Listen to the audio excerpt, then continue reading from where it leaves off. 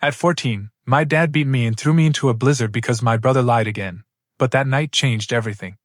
Hi, I'm Lucas, 19, and when I was 14, my dad beat me bloody and threw me out into a Michigan blizzard over a lie my brother told, then watched through the window while I nearly froze to death. But that's not even the craziest part. The craziest part is what happened after my mom found out. From the outside, we looked normal. Dad ran a body shop in Lansing, Michigan, came home every night reeking of paint thinner and anger. Mom did bookkeeping, paid the bills, cooked dinner, kept the lights on. My older brother Damon was the golden child. He could lie through his teeth and still come out looking like the second coming. And then there was me, Lucas. Kept to myself, played drums in the basement, stayed out of trouble. At least I tried. Damon and I used to be close, biking to the gas station for Slurpees, late-night video games, dumb pranks. But by the time I hit middle school, he discovered he had a superpower, lied to Dad, and Dad would believe anything. No evidence needed. And every lie ended the same way, me getting screamed at or grounded while Damon watched with a smirk. It started small. A missing $20? Damon saw me near Dad's room. I got grounded. A dent in the truck? Damon claimed I was throwing a baseball. Phone gone for a month. Every time, I protested. Every time, Dad shut me down. Eventually, I started writing it all down. I kept a notebook, dates, lies, punishments. By the time I turned 14, I had 42 entries. 42 separate times my brother lied and Dad believed him. Mom knew something was off. She'd look at me sometimes with this sad, helpless guilt. But she never stopped it. She'd just whisper, "Be the bigger person, Lucas," while I sat grounded for crimes I didn't commit. Then came December. One of those bone-deep cold Michigan winters where the sun sets at 4:30 and even the air feels angry. Mom had driven north to take care of Grandma, who was in the hospital. That left me alone with Dad and Damon for a week. Bad combo.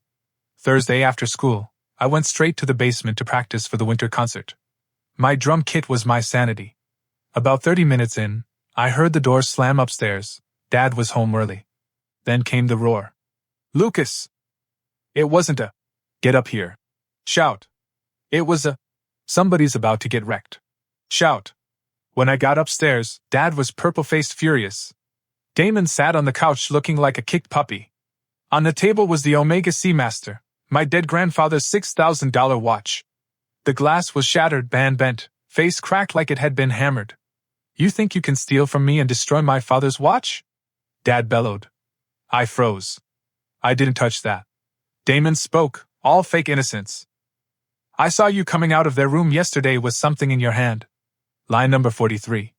I hadn't been near their room. Dad shoved me up the stairs to my room and locked me in. No phone. No food. No nothing. Friday I was home from school, still grounded. I heard them downstairs. Damon playing the Model Sun. Dad muttering about insurance, appraisal. My stomach twisted. Saturday, Dad called me down again. Said he talked to the jeweler. The damage was deliberate. Said Mom didn't believe I did it. That only made him angrier. Then he snapped. The first hit came without warning. Slap across the face. Then fists. Ribs. Gut. Head. I curled up but he dragged me up by the hair, slammed me into the fridge, then the floor. Damon stood there watching, arms crossed like a proud director watching a scene unfold perfectly. And then came the words that broke everything. "Get out. You're not my son anymore." He threw me out the front door, into a snowstorm, with nothing but a backpack and my drumsticks. No shoes. No gloves. 14 years old. Bleeding. In a blizzard. And no way to get home. The wind hit like a freight train. I stood on the porch for a second, bleeding and shaking, while snow whipped sideways into my face. Dad slammed the door behind me.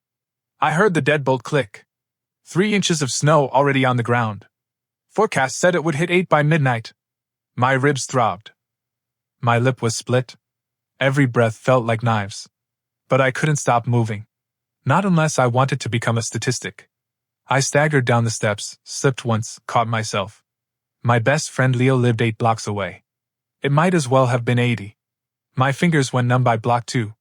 I kept one arm pressed to my side, trying to hold my ribs in place. Cars passed me, none stopped. Probably didn't even register the bleeding kid walking through a snowstorm in jeans and a hoodie. By block 4, I couldn't feel my face. By 6, I was swaying on my feet.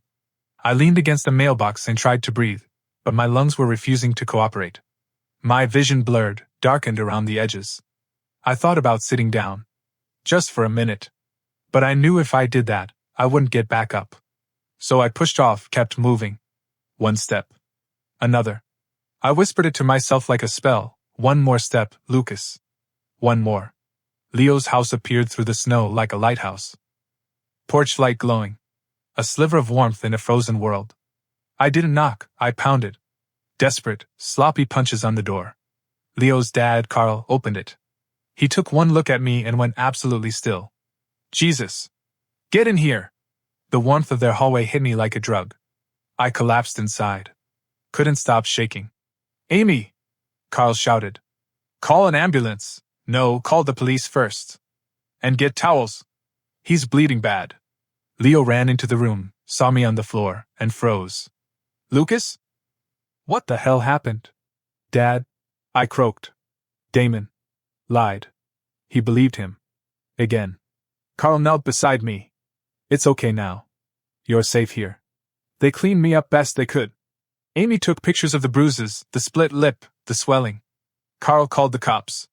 The moment I could speak without blacking out, they had me tell the whole story. Every detail. The lies. The beatings.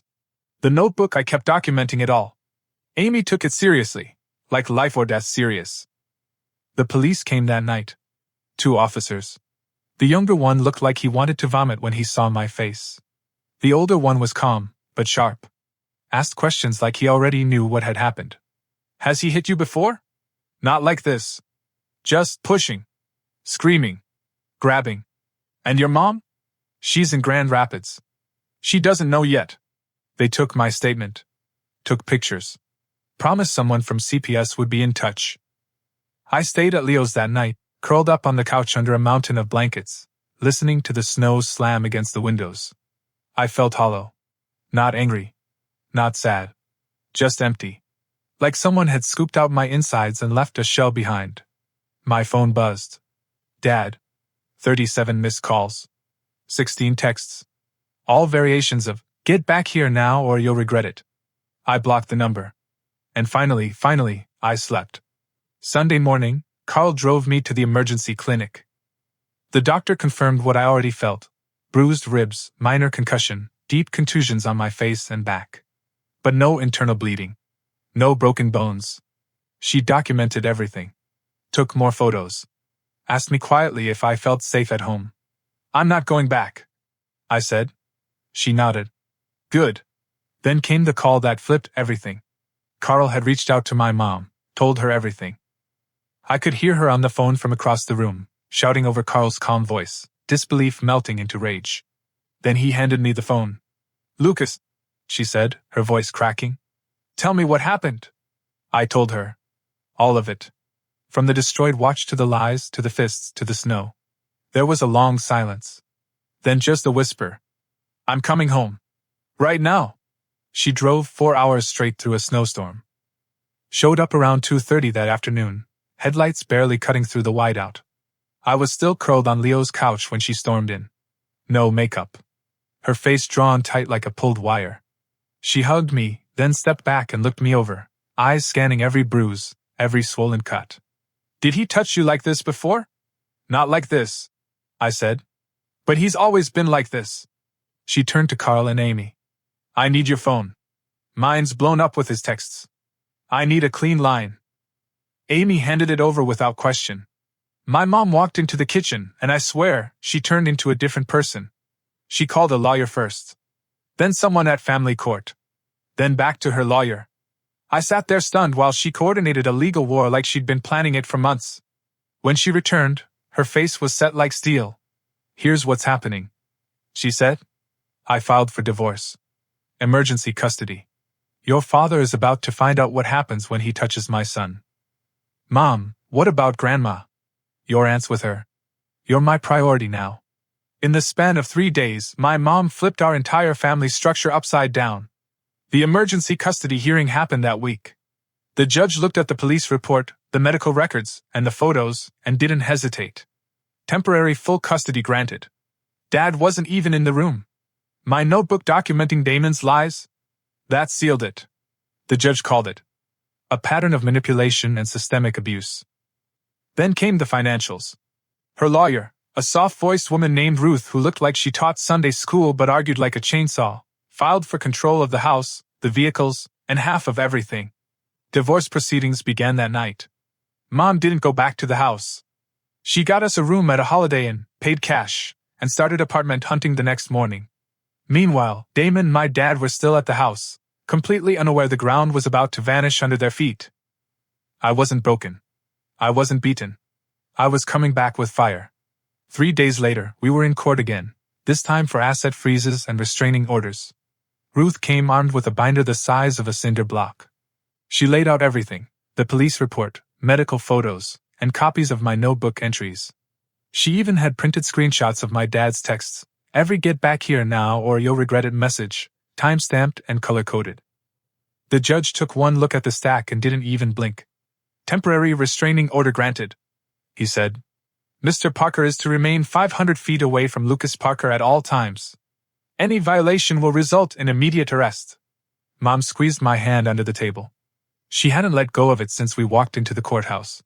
By the end of that week, Ruth had frozen every joint bank account, filed emergency motions for exclusive use of the house, got the utilities switched over, changed the locks, had mail redirected.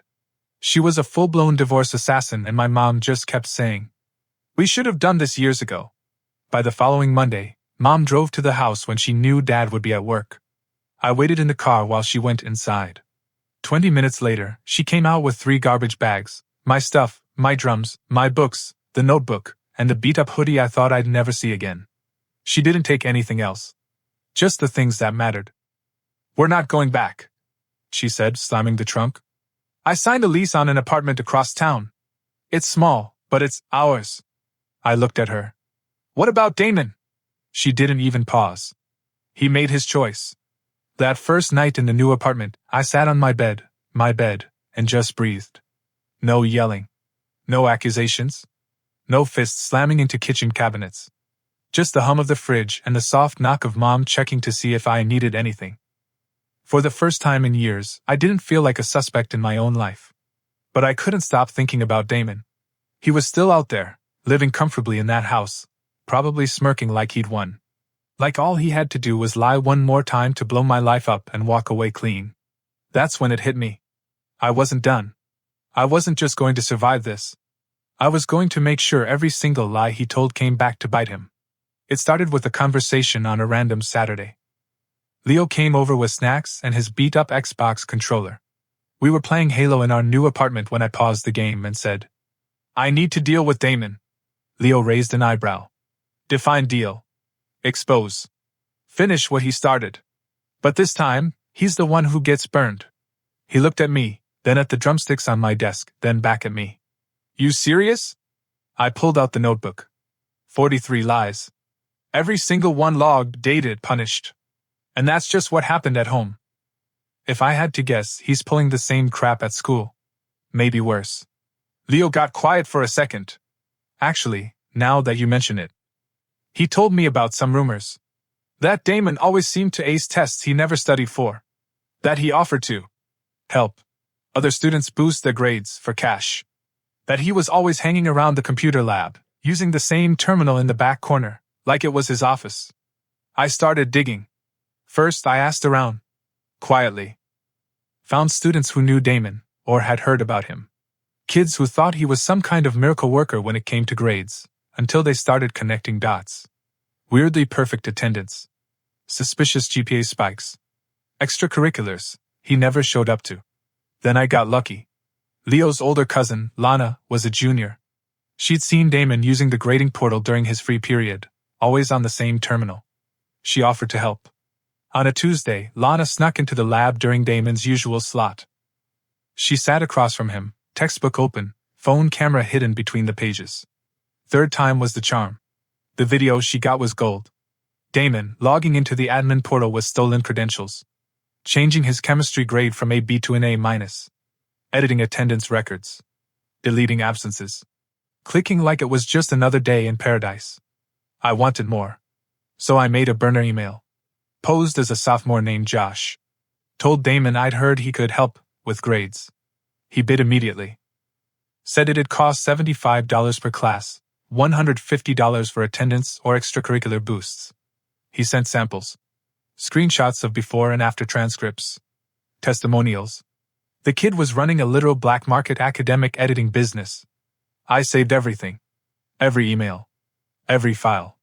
Every screenshot. I built a spreadsheet of times and dates, matched it against Lana's video, the school's published grade records, and the student portal logs. 49 unauthorized logins over 7 months. 8 self-edits. 6 clients. 2 fake clubs. 1 completely manufactured resume. He was a fraud, and I was holding the receipts. Now what? Leo asked one night. Now? I said, smiling. We wait for the school awards ceremony. The school's big academic awards ceremony was scheduled for February 14th, Valentine's Day. The irony practically begged to be weaponized. It was the whole thing. Gymnasium decked out with banners. Parents packed into the bleachers. Students in folding chairs on the floor, sweating through their collared shirts and pastel dresses. Honor roll, perfect attendance, peer leadership, you name it, they handed out certificates for it. Damon was getting 3. Not even subtle about it. Mom and I sat near the back. She wore a gray sweater and a face like carved stone.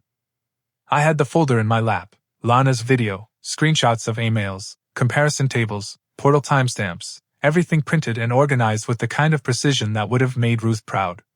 I also had 2 USB drives, one for the principal, and one for security in case Damon tried something stupid. Names were called. People clapped. Damon strutted across the stage for academic excellence like he owned the building. He shook hands, took pictures, flashed his best. I'm everyone's favorite grandson. Smile. Then came peer leadership. The announcer called him a student with integrity, who leads by example and uplifts his classmates. I stood up. Walked down the side aisle. Quietly. Calmly. Heart pounding like a drum solo in my chest. Principal Ortega spotted me just before I reached the stage. Lucas? She whispered, confused. I need to speak with you immediately, I said. It's about academic fraud and unauthorized system access. She blinked. Now? I held up the USB. 7 months of evidence. Grade tampering. Stolen credentials. Fraud. All tied to Damon Parker. Her eyes flicked to the stage, Damon halfway through receiving his 3rd award, and then to the USB drive. You're alleging? That he's been hacking the system. That he's changed his grades 49 times. That he's done it for other students. For money. The gym went dead quiet. A ripple moved through the crowd like dropped glass. Teachers froze. Students turned in their seats. Damon, still on stage, went pale. He looked at me like I'd just pulled a pin from a grenade. Which I had. Principal Ortega's hand shook slightly as she accepted the drive. We'll review this immediately, she said, then turned to Damon. You need to come with me. He tried to speak, then didn't. 2 security guards emerged from the back. Quiet. Efficient. The audience gasped as Damon was led out of the gym through a side door. His awards left on the podium. My dad, who had been sitting front row, stood up like he was about to charge the stage. Mom stepped calmly in front of me. Her voice was low and even. You'll stay in your seat. Or the police will escort you next. And just like that, the show was over. What came next? Well, that's where things got really fun. That night, the fallout began. Principal Ortega, the school district's IT director, and the superintendent met in an emergency session. They reviewed everything: Lana's video, the spreadsheet, the screenshots, the burner email trail, timestamps from the computer lab, access logs from the server backups. It wasn't just airtight, it was flamethrower-proof. By sunrise, Damon Parker was suspended indefinitely, pending a formal expulsion hearing. His 6 clients were also summoned. 2 confessed immediately, trying to save their own skin. 3 lied until they saw the evidence. 1 actually cried and thanked the school for stopping him before he submitted his college apps with fake credentials. The IT team pulled logs and confirmed Damon's login footprint matched every single grade change. His real GPA was a 2. 8. His edited GPA? 3.9. He'd deleted 21 absences, added 2 clubs that didn't exist, and fabricated leadership positions. He didn't just bend the truth. He rewrote his high school identity from scratch. The school board voted unanimously to expel him. Effective immediately. They didn't stop there. The case was referred to the county prosecutor for potential criminal charges, unauthorized access to school systems, academic fraud, identity theft, and obtaining financial benefit through deception. He'd accepted money, after all. That's a legal line. Damon's devices were seized. His phone, laptop, even his external drive. They found chat logs, Cash App receipts, and client lists. The whole operation laid bare. He pled guilty to reduced charges to avoid jail time. Ended up with 2 years probation, 300 hours of community service, a permanent mark on his academic record. No college would touch him after that. 4 of the schools that had offered him early admission rescinded their offers. One of them even sent a formal letter stating, "Due to severe academic dishonesty, your application is permanently disqualified from future cycles." That letter? Leaked. Went viral. Reddit had a field day. And Dad? Well, he didn't escape either. Carl, the man who took me in bleeding, pressed charges. Assault and battery of a minor. Ruth, my mom's attorney, made damn sure the case didn't go away quietly. Dad pleaded no contest. He got 1 year probation. Mandatory anger management classes. A permanent restraining order keeping him 500 feet away from me. The judge's words at sentencing? I'll never forget them. "You beat your 14-year-old son unconscious and threw him into a blizzard because you believed a lie. You're lucky you're not in prison." Ruth made sure everything went on the record. By the time the divorce finalized 6 months later, Mom walked away with the house sale money, both cars, half his retirement, full custody, and every shred of peace she earned. Dad got to keep his tools. Oh, and Damon's legal fees, which he had to cover out of pocket. They moved into a 2-bedroom over a laundromat. Roaches, paper-thin walls, heater that sounded like it was coughing to death. Dad picked up night shifts at a gas station to cover restitution. Damon flipped burgers at a fast food joint where even he wouldn't eat the food. Meanwhile, I was just getting started. Spring came like someone cracked open the sky and let the sun back in. The snow melted. The bruises faded. My ribs stopped aching. But what didn't fade, what never could, was the clarity. I wasn't broken. I was built. Mom used part of the divorce settlement to put a down payment on a small house in a better school district. 2 bedrooms. Quiet street. No roaches. No yelling. Just peace. My new room had a lock on the door and a window that caught the afternoon light just right. My drums came with me, stacked carefully in the corner, waiting like old friends who knew the story and didn't need it retold. I started at a new school after spring break. No one there knew my name. No one saw me as the bad kid, the liar, the one who needed constant correction. I walked in clean, and it felt like oxygen. First week, I joined the music program. Second week, a couple seniors asked if I played. I nodded. They needed a drummer for their little garage band. Nothing serious, just covers and backyard gigs. It was the first time I played without fear of being yelled at for the noise. And for the first time ever, I didn't flinch when someone raised their voice during a laugh or a shout. My grades shot up. On a roll every term. Turns out, when no one's accusing you of crimes you didn't commit, your brain starts working better. Mom worked from home most days. Made too much tea. Burned dinner sometimes. Smiled more. She called Ruth every other week just to say thank you. They still text. As for Dad and Damon, they were background noise now. Their world shrunk fast. The body shop lost customers. Word got around. Small towns don't forget. Damon's car got repossessed in May. Started taking the bus to work. Leo saw him once, sitting alone with his head down, smelling like fryer grease and regret. The final nail? During the divorce deposition, Damon confessed under oath. Said he stole the watch. Smashed it. Blamed me. Thought he could sell it. Couldn't. Dad didn't speak to him for 2 weeks after that. But none of that mattered anymore. One May evening, Mom and I were having dinner, cheap pizza, good laughs, when her phone buzzed. She looked down and frowned. "It's your father," she answered. Put it on speaker. Lucas. I want to talk. Mom didn't say anything. Just looked at me. No, I said quietly. Dad's voice cracked. I know I screwed up. I believed Damon when I shouldn't have. I know I destroyed our family. I just want to say I'm sorry. Mom took the phone off speaker. You can say sorry to the child support checks. That's the only conversation we're having. Then she hung up. Blocked the number. She looked at me.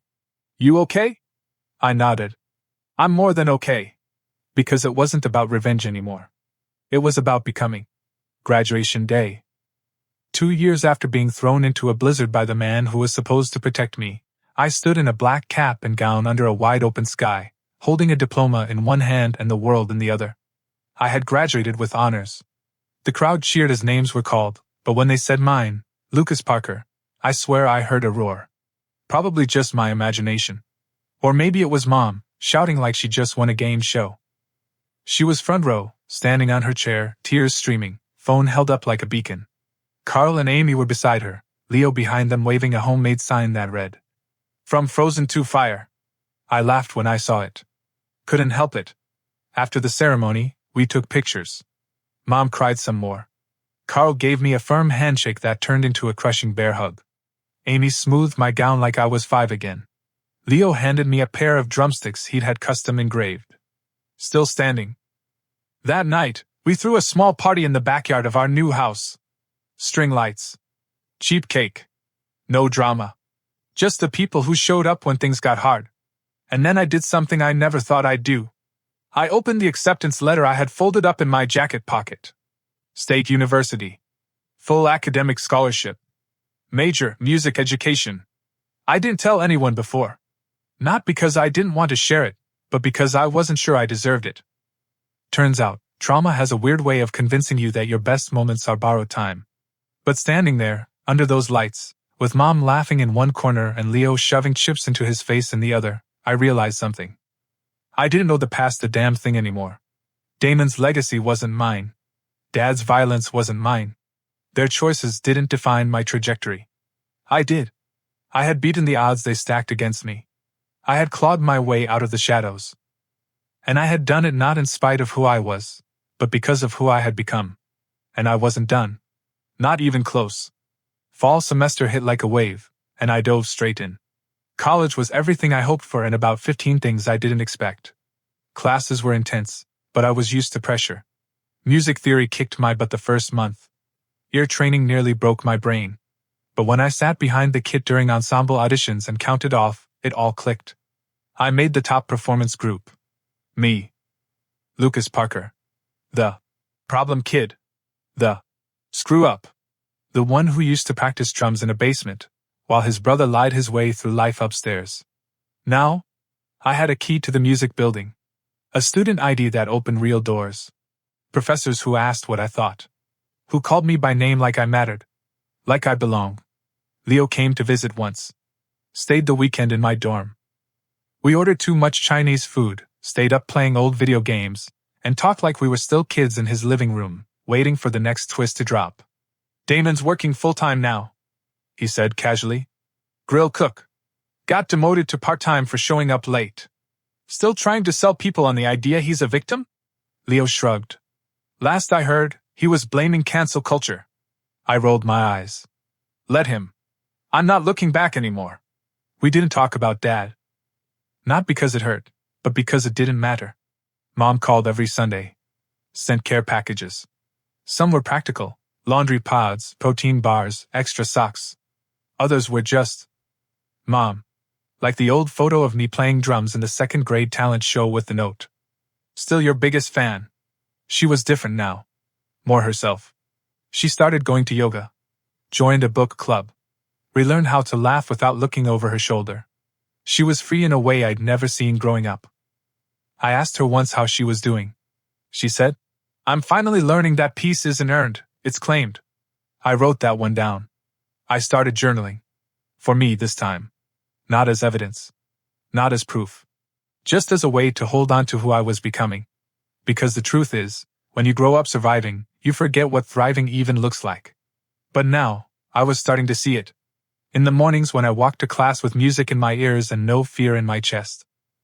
In the nights when I played drums with a band that called me Killer after every set.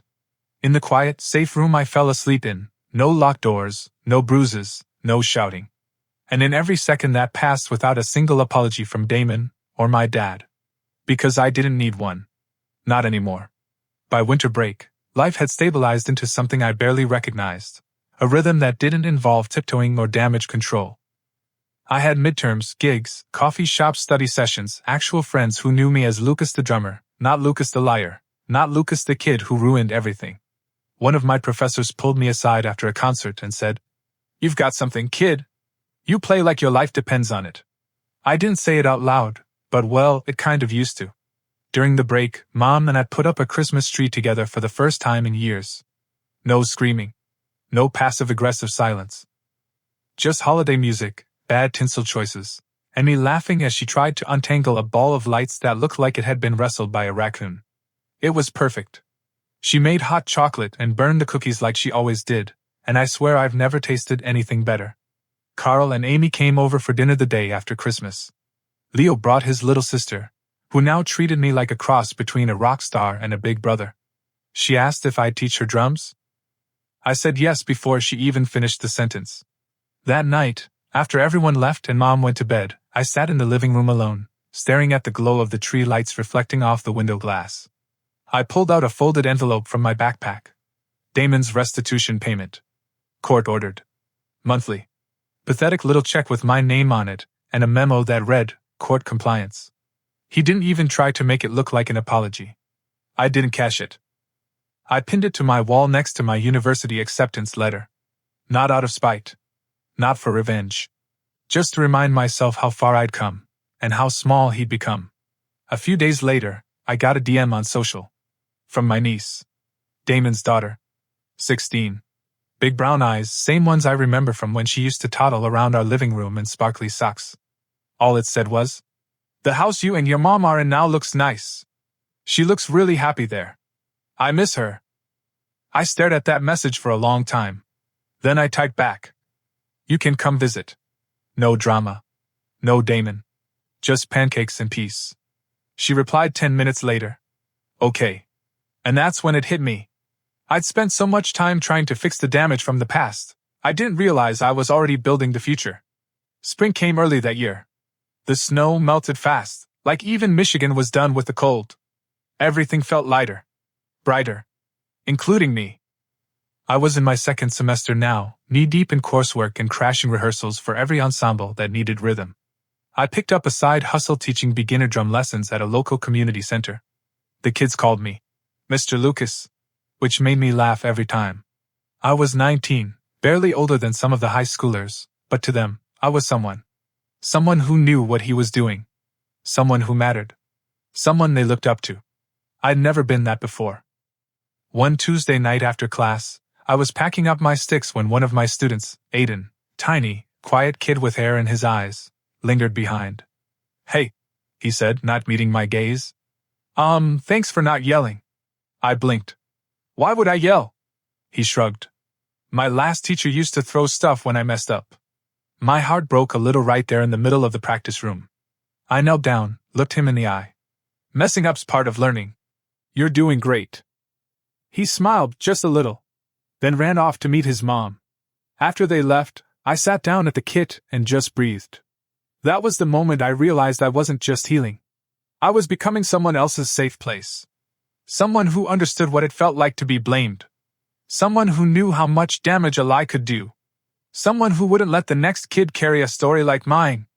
Mom saw the shift, too. She started volunteering at the center, helping with after-school snacks, organizing sheet music. She'd been looking for something to fill her time, something that wasn't surviving. And she found it. We were no longer just a mother and son rebuilding a life. We were a family creating one. And then, just when I thought we were finally in the clear, something unexpected happened. Mom got a letter in the mail. Handwritten. No return address. She opened it slowly. Read it once. Then handed it to me. It was from Dad. 1 page. No threats. No demands. Just 8 words. "I'm sorry. I know I lost everything. That's it. I looked at Mom. She shook her head. He still doesn't get it. I nodded. I know. Then I took the letter, folded it once, and tucked it in the back of the notebook, the same one I'd used to log all of Damon's lies. Not for closure. Not for revenge. But as a final entry. Because the past had already taken too much from me. It wasn't getting another second. That summer felt different. Not because life was suddenly easy. It wasn't. I still pulled long nights studying, still wrestled with flashbacks that snuck in when I wasn't paying attention. But there was this quiet confidence settling into my bones. Like my body finally believed what my brain had been whispering for months. You're safe now. Mom and I moved again, this time into a small rental house closer to campus. It wasn't fancy, but it was clean and quiet and ours. She turned the spare room into a home office with fairy lights and a second-hand desk she painted seafoam green. I claimed the basement, turned it into a half-practice space, half-studio. Carpet scraps on the floor. Soundproof foam on the walls. My drums finally had a real home. So did I. That's when the email came.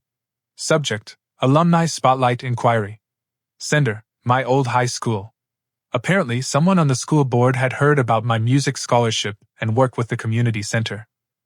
They wanted to feature me in the school newsletter. A resilient story. I stared at the screen for a long time. The same school that ignored Damon's cheating and never questioned why I was constantly grounded or bruised now wanted to brag about me? I drafted a reply. Thank you for reaching out. I'd be happy to contribute, if you're also willing to publish the truth about how your system protected the wrong kid for years and failed the one who needed it most.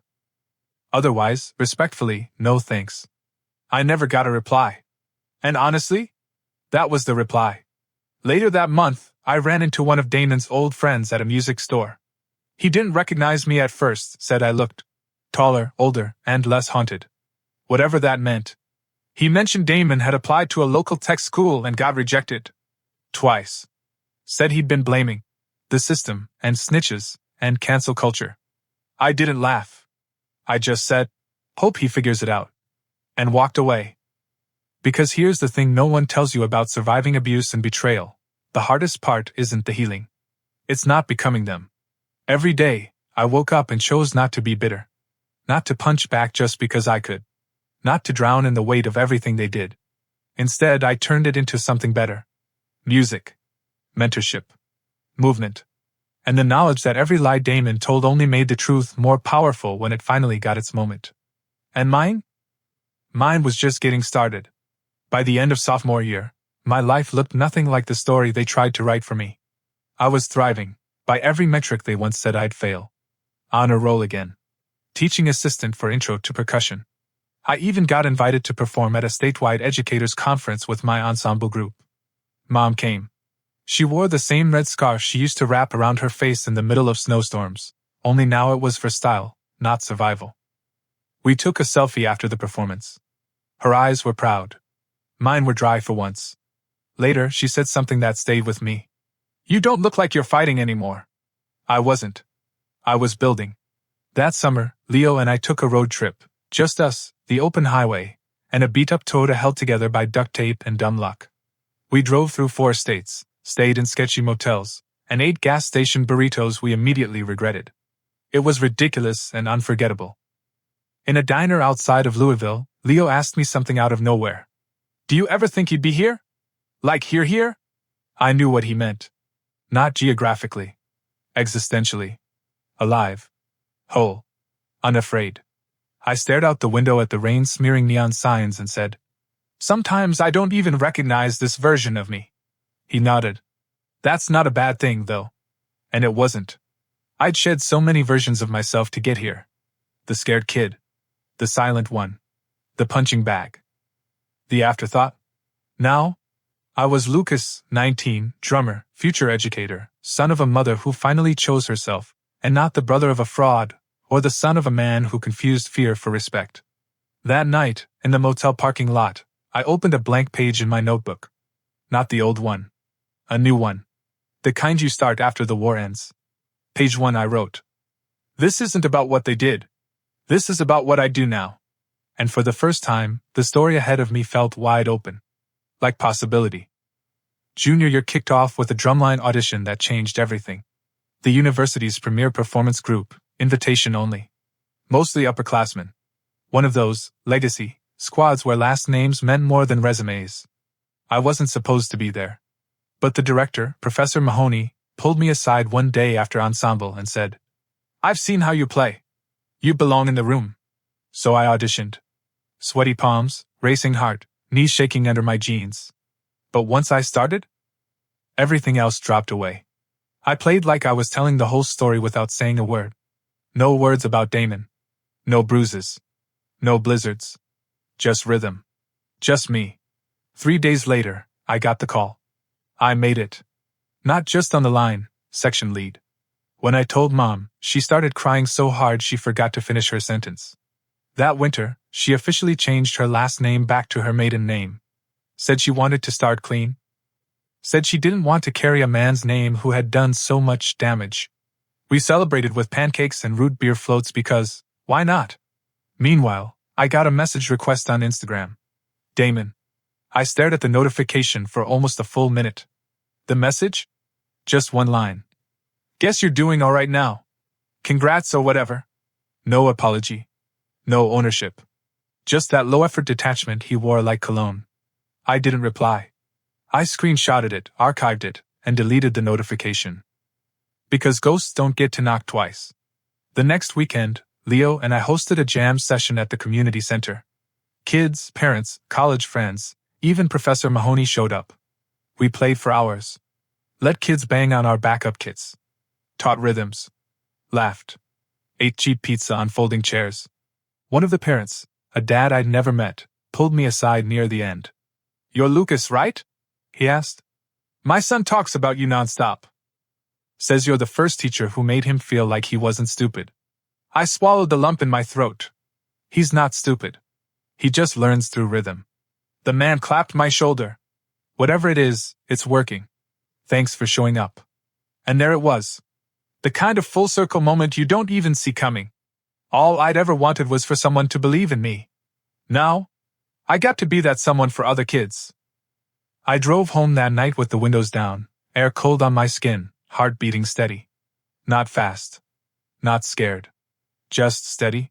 Senior year came and went like the last chapter of a book I never thought I'd survive long enough to finish. Capstone project? A full percussion curriculum for at-risk students. My professor called it the most intentional, necessary work I've seen in 10 years. Final GPA? 389. Graduation? Front row. Honors stole. Drumsticks in my back pocket. I gave the closing speech. Not because I wanted the spotlight, but because they asked, and for the first time, I didn't feel like an imposter standing in the light. I stood behind the podium and told a room full of strangers and survivors. The kid I used to be wouldn't recognize the man standing here now. That kid thought pain was permanent and silence was survival. He didn't know yet that healing isn't lightning, it's rain. Slow. Repetitive. But one day, you look up and the storm's past, and you're still here. Stronger. Wetter. Wiser. Afterward, I found Mom in the crowd, sobbing into a tissue she pulled from her sleeve like always. Carl and Amy were there too. Leo stood beside them, grinning like he had a secret he wasn't ready to share. We took pictures. Bad ones. Good ones. Ones that didn't need to be cropped for bruises or edited for peace. That night, back at the house, I went through my things one last time. I pulled out the old notebook, the one where I logged 43 lies and 100 broken rules that never applied to the right people. I added one final line at the bottom. He didn't win. Then I closed it for good. I still get letters sometimes. One came from Damon. A half apology wrapped in excuses. I didn't reply. He's a page I've turned. Dad's on the same shelf. Mom sleeps better now. She leaves the porch light on, not as a beacon for lost causes, but because she likes the way it glows. As for me, I teach now. Real students. Real stories. I keep a spare pair of drumsticks in my desk and a sticky note on my wall that says, "Boundaries are how we protect the music." Because I don't let anyone rewrite my rhythm anymore. This isn't revenge. This is recovery. And I built it beat by beat.